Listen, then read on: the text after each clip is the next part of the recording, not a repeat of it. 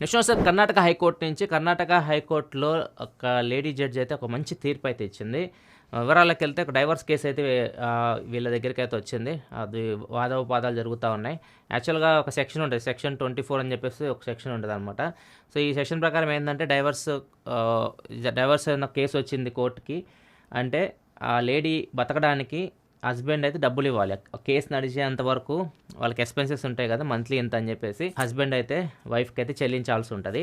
ఈ రూల్ ప్రకారం ఏమో నెలకి 6,16,000 రూపాయలు డిమాండ్ చేసింది. 6,16,000 రూపాయలు ఎందుకంటే ఆమెకి 50,000 తినడానికంట, 50,000 ఏమో సొంత ఖర్చులకంట, అంటే ఏమన్నా సోకులకి 50,000 అండ్ 4-5 లక్షలు మెడికల్ కోసం అన్నట్టు. మెడికల్ అంటే ఏం ఎమర్జెన్సీ అని తెలియదు కానీ మెడికల్ ఖర్చు అన్నట్టుగా మొత్తం 6,16,000 నెలకి నాకు చెల్లించాలి కేసు అయ్యే వరకు అని చెప్పేసి ఒక పిల్ దాఖలు చేసింది.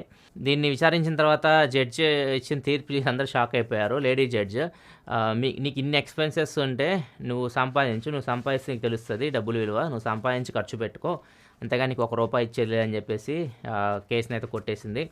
నార్మల్గా అయితే ఎక్స్పెన్సెస్ కింద ఇస్తారు, తిండికి వాటికి ఉంటాయి కదా, మనకి నీడ్స్ ఉంటాయి కదా, పర్సనల్ నీడ్స్కి మంత్లీ అట్లాంటి ఖర్చులు అయితే ఇస్తారు. కానీ మరి మనం అన్నిటికి సోకులకి అన్నిటికి కావాలంటే ఆయన తెచ్చిస్తారు. పాప 6,16,000 వింటేనే చాలామంది పెళ్లి చేసుకోవాలని భయం వేసి ఉంటుంది.